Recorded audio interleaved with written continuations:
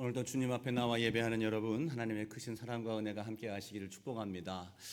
여러분, 어젯밤 편히 주무셨나요? 예, 잘 주무셨죠? 예, 감사합니다. 혹시 이리저리 뒤척이면서 당장 생긴 문제 때문에, 또 중동에서 일어난 어떤 전쟁, 그 여파들로 인해서 이런저런 걱정과 또 근심으로 꼬리에 꼬리를 물고 들어오는 그러한 염려거리들로 인해서 밤잠을 설치시지는 않았는지, 그런 분도 계실 거라고 생각을 합니다. 수년 전 어느 기자가 자신의 SNS에 이렇게 올렸습니다. 이제 둠 스크롤링을 그만하고 잠을 자라. 둠 스크롤링이라고 하는 것은, 둠은 파멸이라고 하는 말이죠. 스크롤링은 이제 핸드폰을 이렇게 계속 검색하는 걸 의미할 텐데, 핸드폰을 통해서 계속 밀려오는 수많은 소식과 일들, 뉴스, 즉 범죄의 소식들, 또 잘못된 어떤 경제적 문제들, 이런 여러 가지 소식들로 인해서 고민과 염려 가운데 빠져 있지 말고 이제 편안히 잠을 자라라고 하는 그 말이 사람들에게는 많은 공감을 일으켰고, 그래서 둠 스크롤링이라고 하는 말이 한때 유행이 되기도 했습니다. 여러분, 우리는 왜 세상의 소식을, 또 비극적인 소식을 계속 들으면서 염려하고 근심합니까? 뇌과학자들은 이것을 위협 탐지 시스템, 우리 뇌가 갖고 있는 위협 탐지 시스템 때문이라고 얘기를 하고 있어요. 원시 시대부터 우리는 불확실한 상황을 마주하게 되면 본능적으로 최악의 상황을 가정해서 그것들을 통해서 고민하게 되는 그러한 뇌적 시스템을 갖고 있다고 합니다. 그러니까 예를 들어서 숲속에서 작은 소리가 들리면 바람 소리에 의해서 들린 것이 아니라 맹수가 저 가운데 도사리고 있다라고 하는 인식 속에서 그것을 대비하는 과정으로 나아간다는 것이죠. 그렇게 생각을 했을 때에 자기의 생명이 유지될 수 있었던 그런 과정이었다고 얘기를 합니다. 이것을 말하는 바 부정적 편향이라고 얘기를 합니다. 그러니까 뇌는 생존 본능을 위해서, 생존을 위해서 긍정적인 정보보다는 부정적인 정보에 더 10배 정도 더 예민하게 반응을 한다는 것입니다. 문제는 이 타락한 세상을 우리가 살아가면서 이 부정적 편향이 너무나도 우리의 삶 속에 많이 작용을 하다 보니까 염려를 더 많이 양상해내는 삶이 문제가 되는 겁니다. 우리를 염려가 잠식시켜 버리고 있는 겁니다. 우리 뇌는 염려를 하는 동안에 자기가 굉장히 생산적인 일을 하고 있다고 생각을 하게 됩니다. 문제를 밤새도록 붙잡고 끙끙 앓고 있는 과정 속에서 그것이 나에게 문제를 해결하게 되고 있고 해결될 최선의 일을 하고 있다라고 가짜 안도감을 선물한다는 것이죠. 근데 냉정하게 말하면 그것은 해결을 위한 전진이 아니고 제자리에서 쳇바퀴 돌듯 헛바퀴만 돌리고 있는 우리 인생의 공회전 같은 그러한 과정이 되는 겁니다. 염려라고 하는 가짜 노동에 의해서 우리는 우리의 에너지를 그곳에 다 쏟아부음으로 인해서 정작 하나님을 신뢰하고 하나님께 나아가는 정말로 진정으로 힘써야 되는 영적 에너지에는 모든 것들을 고갈돼서 제대로 나아가지 못하게 만든다는 것을 말하고 있는 것입니다. 실제로 학자들이 연구를 해보니까, 분석을 해보니까 우리의 염려의 40%는 절대 일어나지 않을 일들에 대해서 염려를 한다고 그래요. 그 30%는 이미 지나간 과거에 대한 후회, 그리고 12% 정도는 다른 사람에 대한 원망이 그 정도 되어 있고요. 10%는 건강에 대한 불필요한 걱정들이 염려의 대부분을 차지한다고 합니다. 정작 우리가 염려를 해서 정말 실제적인 문제를 해결해야 될 부분들은 8% 정도밖에 되지 않는다라고 이렇게 분석을 합니다. 8%가 되는 그 실제적인 문제를 해결하기 위해서 92%나 되는 많은 염려의 분량들을 우리가 안고 살아가고 있는 것입니다. 우리의 영과 우리의 뇌를 학대하고 있는 것이죠. 오늘 예수님께서는 그러한 고장난 우리의 영적인 알고리즘, 끊임없이 염려가 염려를 부추기고 염려가 또 염려를 낳고 있는 그러한 상황을 멈추라고 말씀하고 있습니다. 27절 말씀을 보니까 이렇게 말씀을 하시죠. 너희 중에 누가 염려함으로 그 키를 한 자라도 더할 수 있겠느냐. 걱정을 한다고 해서 우리의 생명을 1분이라도 연장시킬 수 없는 겁니다. 걱정을 한다고 해서 작은 내 키가 조금이라도 더 자라나게 할 수 없는 것이라는 겁니다. 오히려 우리 인생을 더 마비시킬 뿐이라는 것이죠. 사실 우리가 걱정을 하고 염려를 하는 것이 우리에게 유익이 되지 못한다는 것은 누구나 다 알고 있는 사실입니다. 근데 왜 우리는 끊임없는 염려가 지속되는 것, 그 염려의 연속성 앞에서 우리의 인생을 그렇게 방관할 수밖에 없는 거겠습니까? 예수님은 오늘 19절부터 24절까지의 말씀을 통해서 그렇게 염려할 수밖에 없는 우리의 인생을 먼저 진단을 해주십니다. 염려는 단순히 우리 마음의 감정적인 문제가 아니라 우리가 무엇을 우리의 인생의 보물로 삼고 우리의 시선을 어디에 두고 살며 무엇이 우리의 주인으로 삼고 살아가는 삶이냐에 따른 가치관의 전쟁의 문제다. 가치관을 우리가 어디에 두고 있느냐의 문제가 결국 우리의 염려를 하느냐 아니면 염려를 극복하느냐의 문제에 달려있다라고 얘기하고 있습니다. 19절과 20절 말씀은 이렇게 말씀을 합니다. 너희를 위하여, 19절 말씀이죠, 너희를 위하여 보물을 땅에 쌓아두지 말아라. 20절 말씀은 이렇게 말씀을 합니다. 오직 너희를 위하여 보물을 하늘에 쌓아둬라. 여러분, 우리는 이 말씀을 이해하기 위해서 예수님이 사용하신 염려라는 단어에 주목해 볼 필요가 있습니다. 헬라어로 염려는 메림나오라고 하는 단어예요. 메림나오라는 단어, 그러니까 이 메리조라고 하는 나누다라고 하는 단어와 그리고 누스라고 하는 마음이라고 하는 단어가 합쳐진 합성어인데, 이 메림나오는 결국 마음이 갈라진 겁니다. 다시 말하면 마음이 갈갈이 찢어진 상태, 이 상태가 바로 염려라고 하는 단어가 갖고 있는 의미입니다. 염려의 본질, 우리의 마음이 찢어져 있는 상태. 우리의 마음이 왜 찢어집니까? 주님의 진단은 우리의 보물이 땅에 있기 때문이다라고 분명히 말씀하고 있는 거예요. 땅에 쌓아둔 보물은 좀과 동록이 해하고 도둑이 그 구멍을 뚫고 훔쳐간다는 것이죠. 땅의 특징은 변동성과 유한성입니다. 어제까지 안전했던 것들이 오늘 금방 사라질 수도 있고 내일이면 어떻게 될지 알 수 없는 그러한 것이 땅의 현상들입니다. 근데 내 보물, 내 안전장치를 은행 잔고라든가 부동산이라든가 자녀의 성공이라든가 이런 땅의 가치에 걸어두고 있었다고 한다면 그것이 흔들릴 때마다 내 마음이 수십 갈래로 찢어지고 갈라질 수밖에 없게 되는 것입니다. 여러분, 자녀가 성적이 떨어지고 문제가 생기면 우리 가슴이 막 찢어지잖아요. 그 아이가, 그 성적이 우리 부모의 마음에 보물이 되어 있기 때문입니다. 사업에 조금만 위기가 있어도 그것이 내 마음을 갈갈이 찢어놓고 내 삶의 고통스러운 삶의 연속이 됩니다. 왜 그렇습니까? 그 사업과 성공이 내 인생의 보물이 되어 있기 때문에 그렇습니다. 보물이 흔들리는 순간 내 마음은 조각날 수밖에 없는 겁니다. 반면 내 인생의 진짜 보물을 하나님께 두고 하늘에 두고 있다고 한다면, 하나님의 주권에 내 삶의 보물을 두고 있다고 한다면 그 고백이 있는 사람들은 다르다는 것이죠. 이들은 현실의 파도 앞에서 치열하게 대책을 강구한다 할지라도 그 파도가 나의 인생을 점령할 수는 없습니다. 내 인생의 평강을 깨트릴 수가 없는 거예요. 아무리 우리의 삶에 문제가 있을지라도 끊임없이 내 삶 속에 성실이라고 하는 과정을 통해서 그 일에 대해서 대처를 하고 노동을 한다 할지라도 하늘의 보물로 두고 있는 인생은 평강은 결코 깨질 수가 없다는 것을 말해주고 있는 겁니다. 만약에 오늘 밤을 주무실 때에 그 염려로 인해서 여러분의 마음이 찢어져 있다고 한다면, 그 염려의 일들로 인해서 우리 마음의 평강이 사라진 상태로 하루하루를 살아간다고 한다면 그것은 여러분 우리가 무능해서가 아니라 우리의 보물이 지금 어디에 있는지, 너무나도 위태로운 땅에 박혀있는 그러한 인식과 사고 속에서 말미암은 일이라는 것을 우리는 분명히 인식해야 되는 거예요. 그래서 예수님은 21절 말씀에 그 핵심을 찌르고 있어요. 내 보물이 있는 곳에는 내 마음도 있느니라.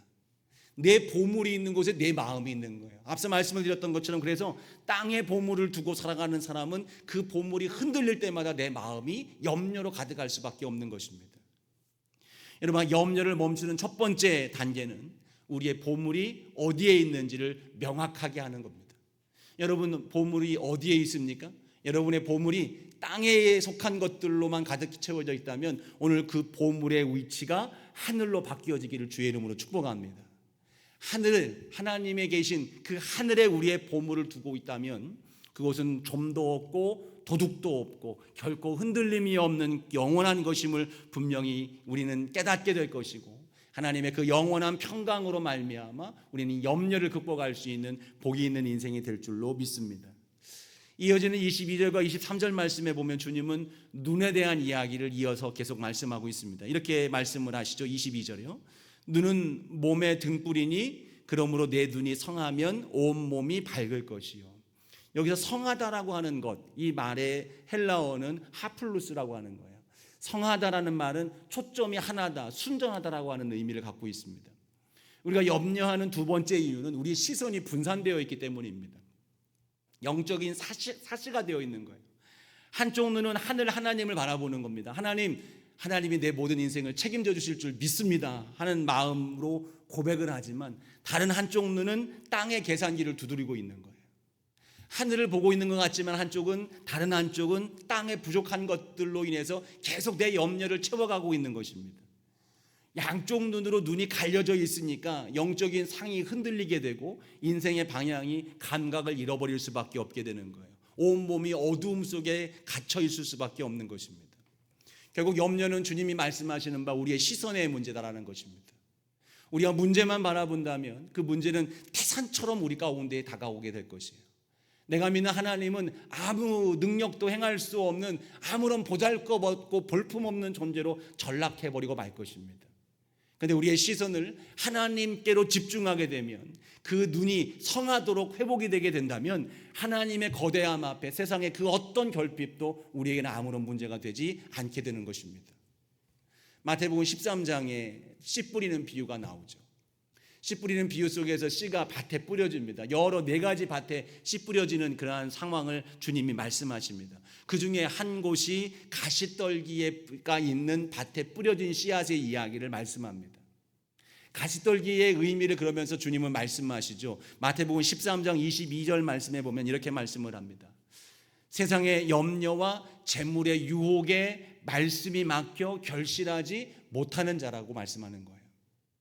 세상의 염려와 재물의 유혹에 따라서 말씀이 막혀서 결실하지 못하는 것, 세상의 염려와 재물에 우리의 시선이 가 있다 보니까 결국 말씀의 생명력이 열매를 맺지 못하게 되는 것입니다.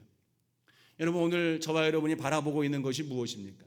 지금 여러분의 삶에 있는 위기, 여러분 앞에 있는 문제, 이것이 여러분이 바라보고 있는 여러분의 시선입니까? 아니면 그 모든 것들을 능히 감당하게 하시고 우리의 진정한 아버지가 되시는 하나님께로 여러분의 시선이 가 있습니까? 여러분이 이 시선이 분산되어 있다면 우리에게 오늘도 염려는 끊이지 아니할 것이고, 우리의 시선이 하나님께로 온전히 나아가게 된다면 하나님께서 주시는 밝은 우리의 삶의 모든 여정이 복되게 나아가게 될 줄로 믿습니다. 이어서 주님은 우리의 염려의 뿌리를 더 깊이 파헤치시죠. 24절 말씀을 보면 이렇게 말씀을 합니다. 한 사람이 두 주인을 섬기지 못할 것이니 혹 이를 미워하고 저를 사랑하거나 혹 이를 중히 여기고 저를 경히 여김이라. 너희가 하나님과 재물을 겸하여 섬기지 못하느니라. 주님은 재물을 단순한 돈이 아니라 하나님을 대적하는 우상의 이름, 맘몬이라는 표현으로 이 재물을 사용하셨습니다. 맘몬. 1857년 9월에 황금배라고 불리던 호화 유람선 SS 센트럴 아메리카호가 뉴욕을 향해서 항해하고 있습니다. 이 배는 캘리포니아에서 골드러시를 통해서 엄청나게 많이 수확한 금을 싣고 그 금을 캔 광부들과 상인들이 워싱턴으로, 뉴욕으로 향하는 그러한 배였습니다. 그 배에는 황금이 무려 13.6톤이나 실려 있는 그런 엄청난 규모의 황금을 싣고 가고 있었습니다. 그러는 가운데 허리케인을 만나게 됐고 그 배는 대서양 한복판에서 서서히 침몰하게 됩니다. 배안은 아수라장이 됐죠. 그때 생존자들의 증언과 뉴스의 보도에 따르면 대다수의 사람들은 그 황금을 포기하고 구명정에 올라타게 되었습니다. 근데 몇몇 사람들은 그 금을 끝끝내 포기하지 못한 거였어요. 그 띠에다가 가득 황금 동전과 황금을 채우고 자기 몸에다가 칭칭 감은 채로 구명조끼를 입고 바다에 뛰어들기 시작했습니다. 그런 사람들은 어김없이 그 구명조끼가 자기를 살릴 것이라고 생각했지만 그 황금과 함께 그 무게를 견디지 못하고 물 가운데로 가라앉을 수밖에 없게 되는 거예요. 그 사람들은 황금을 지키려고 했지만 그 황금은 그 사람을 죽음으로 끌고 내려갔던 겁니다. 주님은 말씀하시기를 재물을 주인으로 삼는 삶, 이것이 결국 그 끝이 그와 같다고 말씀하고 있는 거예요. 우리가 재물을 황금 허리띠를 두르듯이 이것을 놓으면 죽을 것 같아서 염려하고 붙들고 있다고 한다면 정작 그 염려와 내가 붙들고 있는 그것으로 인해서 우리의 영혼은 죽을 수밖에 없다는 것을 말해주고 있습니다.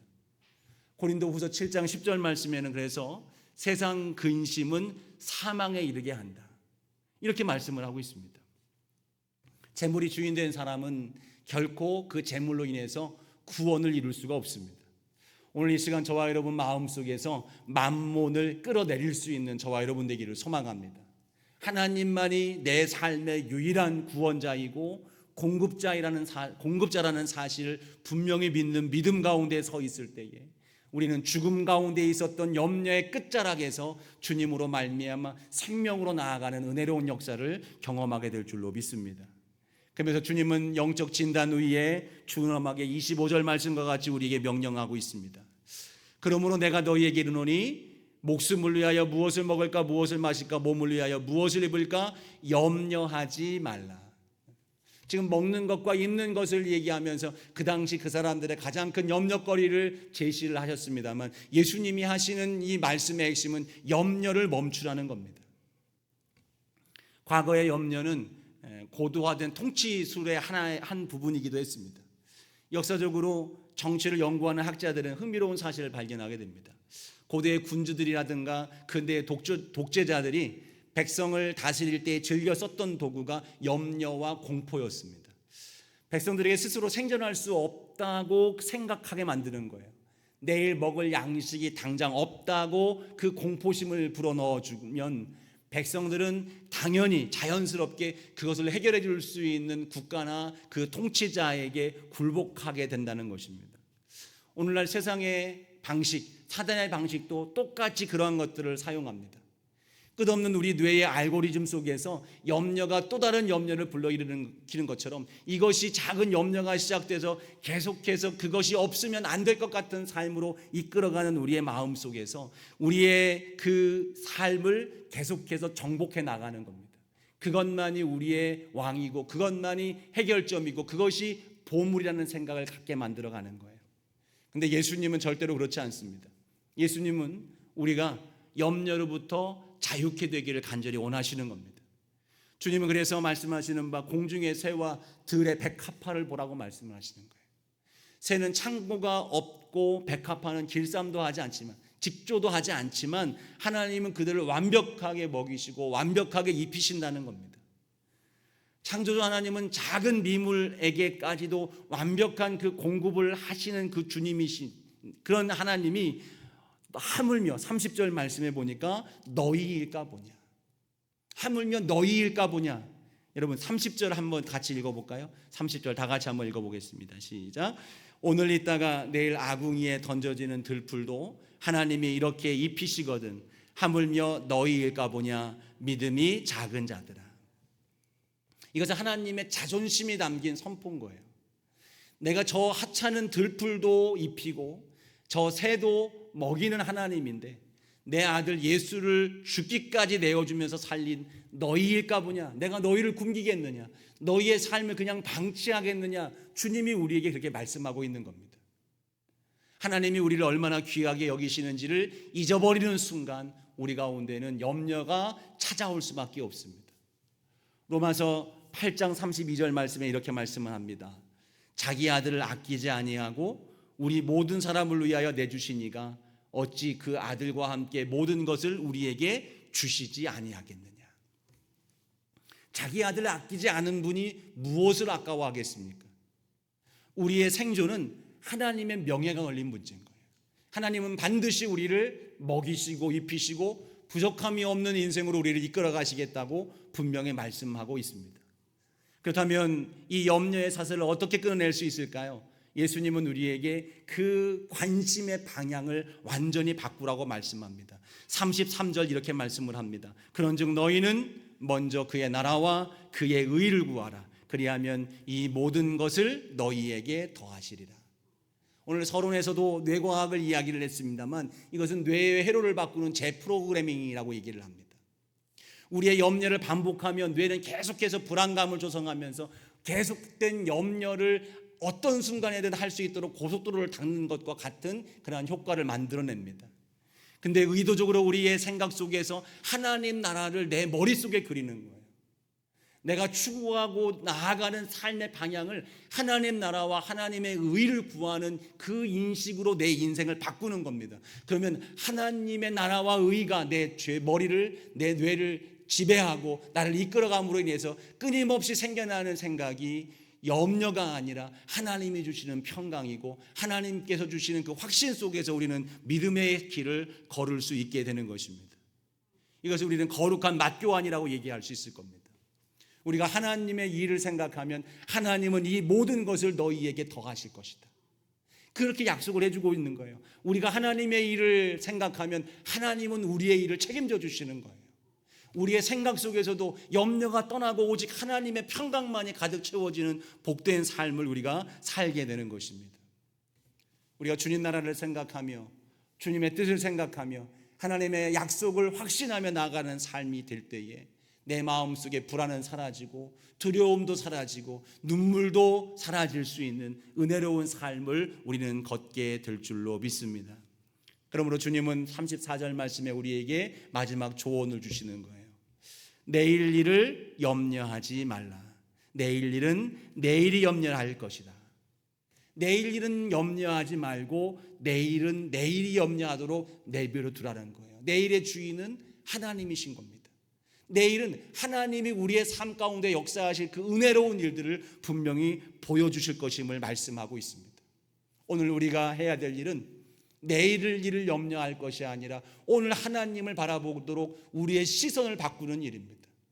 오늘 우리의 보물을 땅에 심어두고 있었다고 한다면 이 보물의 방향을 하늘로 심어두는 그러한 방향으로 우리의 인생을 바꾸어 놓는 거예요. 그때에 우리에게 불안으로 다가왔던 내일은 평화롭고 하나님이 해결하시고 이루어 가실 아름다운 내일로 바뀌어지게 될 줄로 믿습니다. 종교개혁자 마틴 루터가 종교개혁을 하는 과정 속에서 너무 부담스러운 상황을 직면하게 됩니다. 생명의 위협이 계속 다가오는 거예요. 그리고 재정적 압박이 그를 짓누르기 시작을 합니다. 그래서 심각한 염려와 우울증세까지 사로잡혀 있는 그 상황 가운데 이르게 돼요. 그러다 어느 날 저녁에 루터가 창밖을 바라보고 있는데 작은 새 한 마리가 나뭇가지에 앉아 쉬고 있는 모습을 보게 됩니다. 그 새가 아주 평화롭게 보이는 거예요. 그날 밤 루터는 일기장에 이렇게 적었습니다. 이 작은 새는 자기 발밑에 있는 나뭇가지를 꽉 쥐고 머리를 날개 속에 파묻은 채 평안히 잠을 자는구나. 이 새는 내일 아침 자기가 어디서 아침 식사를 할지 걱정하지 않는다. 그저 하나님께서 자기를 돌보실 것을 믿고 평안히 쉰다. 그런데 나는 왜 이 새보다 못한 믿음을 가지고 있는가? 루터는 자기 이 새보다 못한 믿음의 사람이었음을 깨닫고 하나님께서 내일 이루어가실 종교의 개혁이 루터 스스로가 하는 일이 아니라 하나님의 일이라는 사실을 확신하면서 그 염려와 두려움과 우울감으로부터 벗어날 수 있었다고 간증하고 있습니다. 여러분, 밤마다 불안을 수집하던 삶, 뇌가 시키는 가짜 노동 속에 속아서 염려하는 가운데 평안을 이룰 수 있을 것이라고 생각하던 그 삶을 멈출 수 있는 저와 여러분 되기를 소망합니다. 내가 짊어지고 있는 이 황금띠가 이 땅에 두고 있었던 내 삶의 보물이 나를 더 복되게 하고 잘되게 할 것이라고 하는 그 시선을 바꿀 수 있는 저와 여러분 모두가 되기를 소망합니다. 하나님께 맡기십시오. 우리의 삶의 모든 것들을 책임지시는 하나님을 의존하십시오. 너희 일까 보냐라고 말씀하시면서 하물며 너희 일까 보냐 하시는 그 하나님이 우리를 향한 간절한 그 외침 앞에 여러분 주님께 맡길 수 있는 저와 여러분 모두가 될 수 있기를 소망합니다. 나는 하나님의 자녀다. 하물며 하나님이 나를 돌보지 않으랴라고 하는 믿음과 확신 속에서 지금의 염려를 멈출 수 있는 저와 여러분 모두가 되기를 소망합니다. 모든 지각에 뛰어난 하나님의 평강이 여러분의 마음과 생각을 충만함 가운데 채워주실 줄로 믿습니다. 기도하겠습니다. 하나님 고맙습니다. 오늘 우리의 삶의 모든 보물과 우리의 시선을 하늘로 옮기게 도와주시고 하나님을 믿는 굳센 믿음으로 말미암아 오늘을 살아가는 우리가 되게 하여 주시옵소서. 염려와 근심과 두려움과 걱정으로 가득한 인생이 아니라 하나님께로부터 말미암은 평강과 소망과 확신 속에서 오늘을 전진하여 내일을 아름답게 이루어가는 우리의 삶이 되도록 주님 도와 주시옵소서. 예수님 이름으로 간절히 기도하옵나이다. 아멘.